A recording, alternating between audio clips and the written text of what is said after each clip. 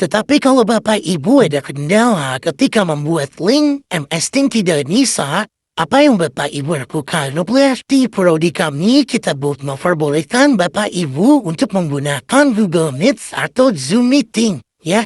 Selama memang Bapak Ibu belum mendapatkan akses MS Team. Nah, yang penting adalah Bapak Ibu menyematkan link tadi ya, link Zoom tadi di bagian aman kelasnya atau sesinya. Nah, caranya seperti apa?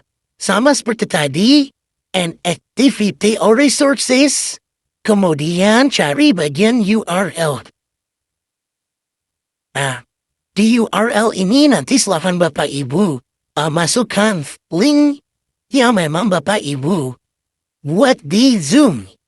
Ya, misalkan saya coba dulu untuk cepat cari link Zoom-nya.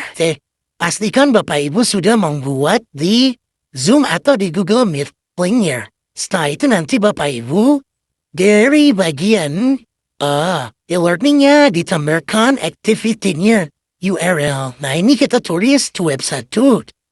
Kemudian eksternal URL-nya adalah link dari Google Meet atau Zoom yang Bapak Ibu miliki. Nanti silakan Bapak Ibu tulis di description-nya. Silakan akses link tersebut. Untuk kegiatan Tuweb, terus diklik display description-nya. Selanjutnya nanti save and return to course.